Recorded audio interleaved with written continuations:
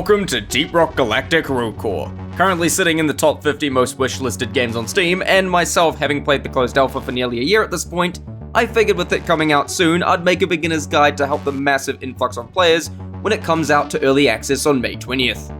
For those who don't know, Rogue Core is a 4-player co-op roguelike with heavy emphasis on the co-op part.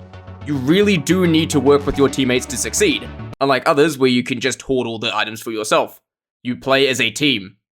And I should mention that this video is based on my experience with the closed alpha build of the game, so things I say and show in this video are highly subject to change. I'll notate anything major in the pinned comment. First off, this game is hard. If you've played DRG, you're in for a much harder game than you're used to, especially if you aren't used to the differences in the game's pace. You can't just take your time and clear everything out of a cave like you could in DRG, since there is a very scary timer ticking down, and sometimes you just have to cut your losses and get out before the nightmare tentacles show up. But more on that later. Now we have the currently 5 classes. Which one should you play? Literally, whatever you feel like. Seriously, since you can't stack classes, there is no wrong choice here. If you really badly want to play a particular class, either host the game yourself or join a lobby without that class present. But as it stands, all of them are strong in their own way. I'll talk more about them later, but next, let's talk about the negotiation system. Negotiations are this screen here, where all players pick from a shared pool of goodies and have to figure out who gets what. Getting good at this screen is essential to winning runs. Look for things that might be good on your build, but also consider if other players may benefit from certain upgrades more. For example, the Vampire upgrade, which gives 7 health upon melee kill of a medium or larger enemy, is okay on most classes, but on Slicer, a class whose main ability is a really strong melee attack that can easily kill multiple enemies at once, it becomes an S tier upgrade. Most classes with Vampire get that 7 health whenever they kill an enemy with a power attack or something, but in the somewhat common event that the Slicer with Vampire kills 5 enemies at once with his attack, that's an instant 35 health, and with a second stack of that upgrade, it's 70 health. This is an example of the types of things to look out for when deciding upgrades. If you see an upgrade that synergizes especially well with another player, leave it for them. When you see an upgrade that is strong in general, think about who specifically would benefit the most from it. And if you're new and just aren't familiar with all the upgrades yet, the best thing to note is if someone hearts an upgrade, 99% of the time you should not take it. It's not only rude, but often screws over whatever build they were going for, which would have helped you win. When you get the first turn in a negotiation, it's often smart to wait a brief moment to see what others decide they may want, so you can decide around it. If someone moves their mouse off screen, it's usually an indicator that they want to give other players priority. If they start circling an upgrade, it's an indicator that they want someone else to take it. Don't mistake this as them wanting the upgrade themselves, as they would have hearted it if they did. Also, any number of players can take the health reward upgrade. The game doesn't make this very clear, but yeah, this one isn't shared.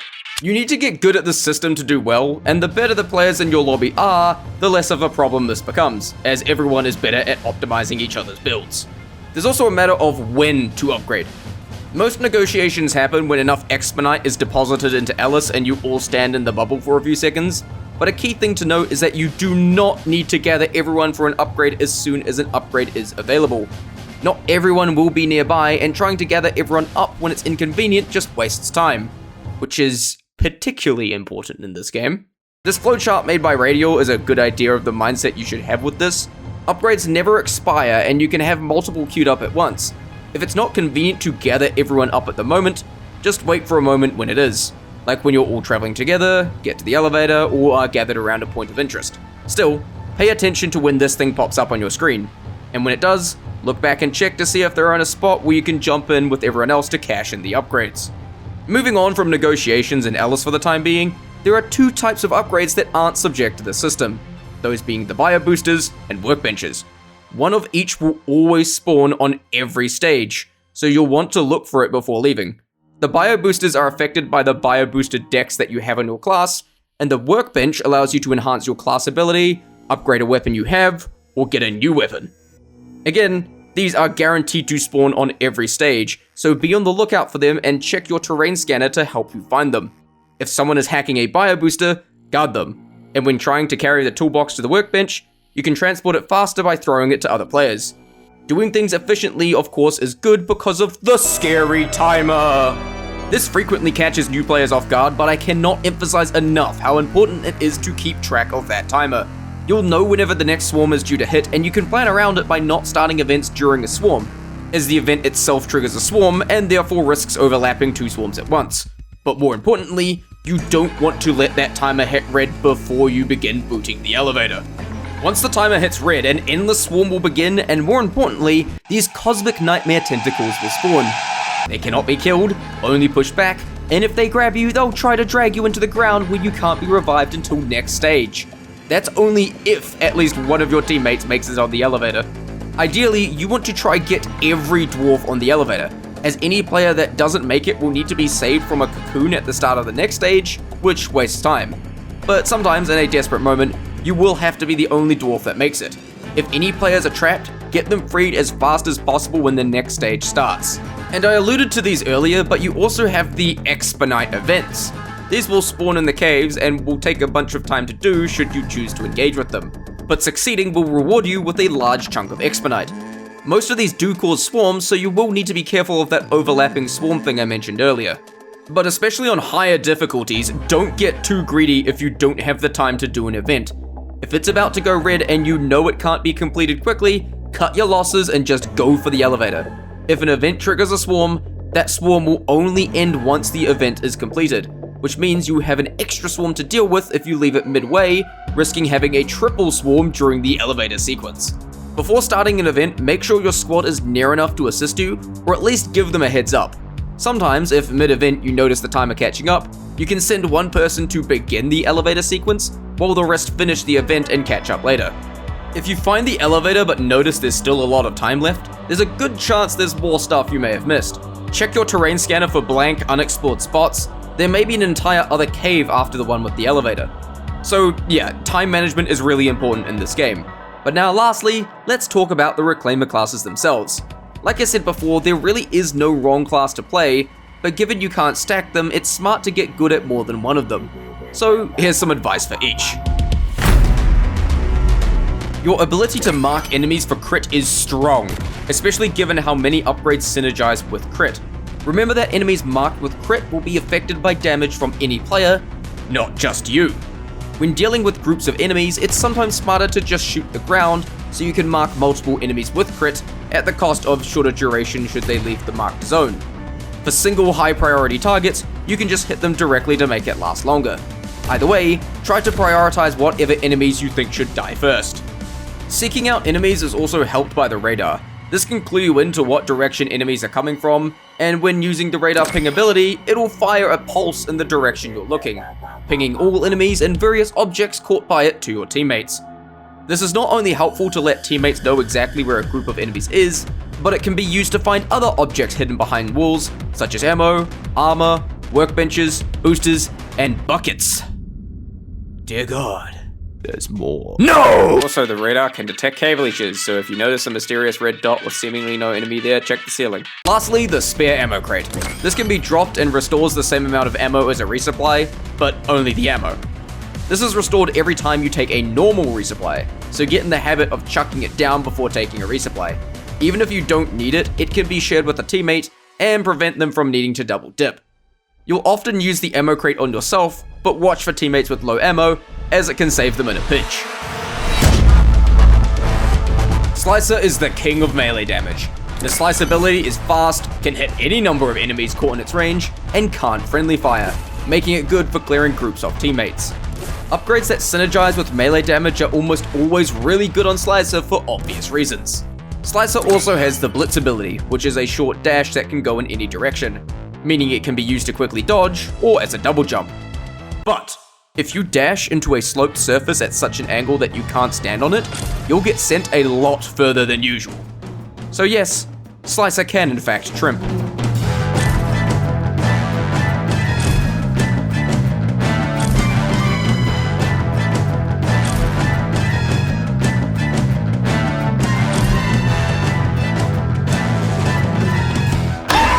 Much like TF2 trimping, it's hard to explain the exact technique to it other than just trying it out and getting a natural feel for it.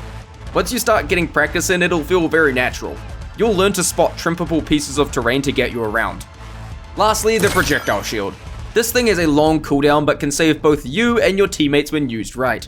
Note that it only stops projectiles, so melee enemies will walk right through it, but it can protect you while fighting them as a bunch of scorchers try to spam you with fireballs.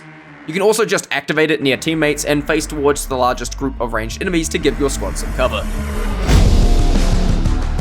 Retcon is the newest class, with her main ability being able to set a state in time, and then when the ability expires or is deactivated manually, get pulled back to the original point, restoring all health, armor, and ammo back to the point it was, essentially being able to control Z spent resources.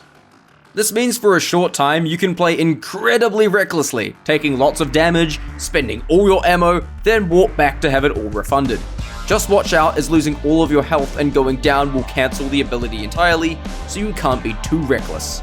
Taking damage also builds your rage meter, which when full can be activated to deal double damage for 20 seconds. Lastly, when all players go down and the mission would fail, Retcon will automatically self-revive at full health and armor, though this can only happen once per mission.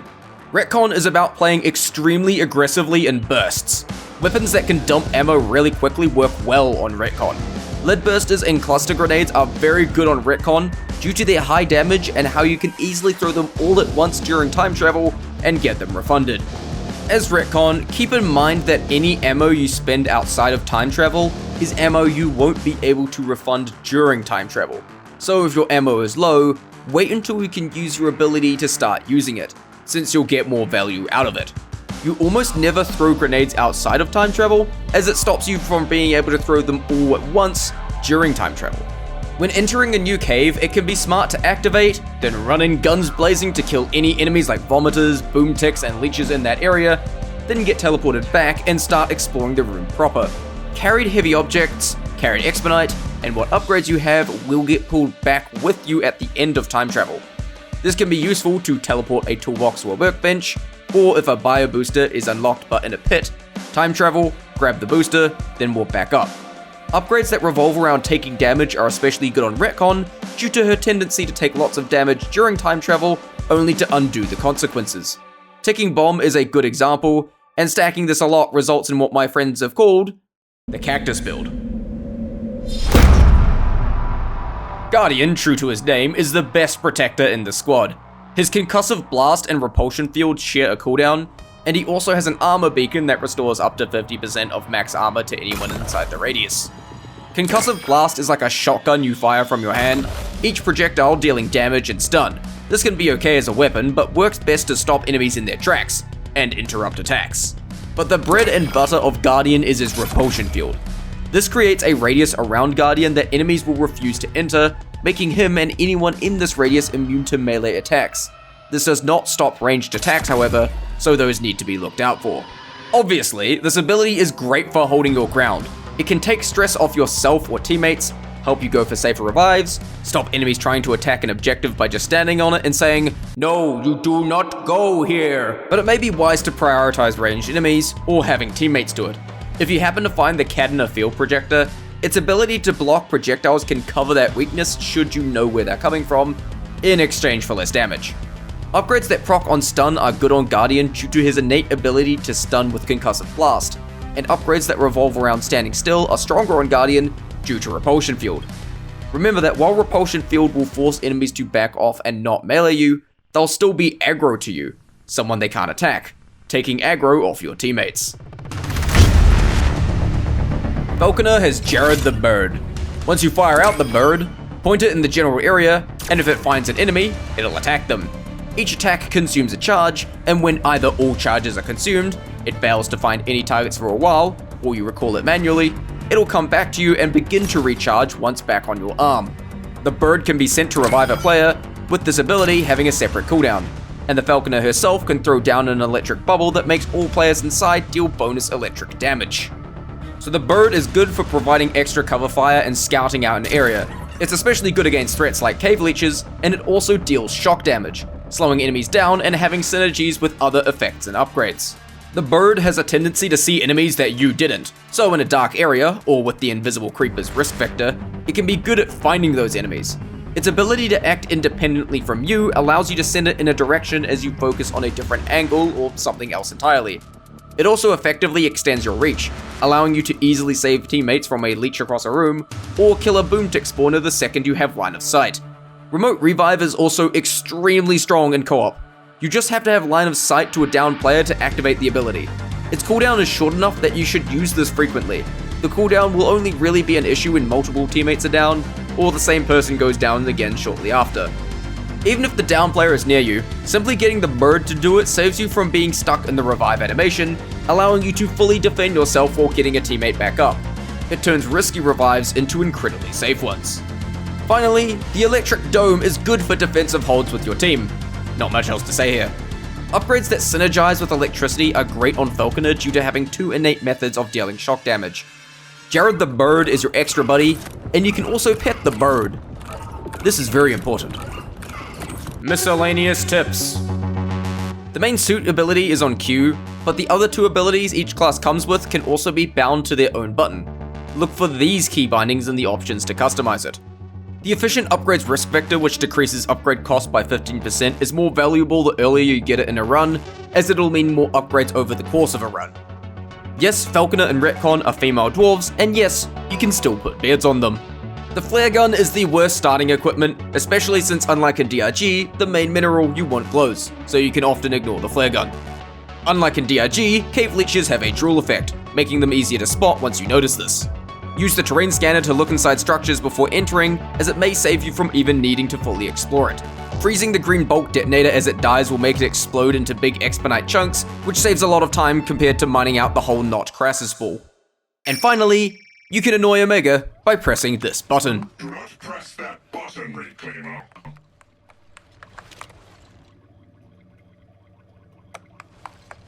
Do you remember a few seconds ago when I said to stop pressing that? I remember.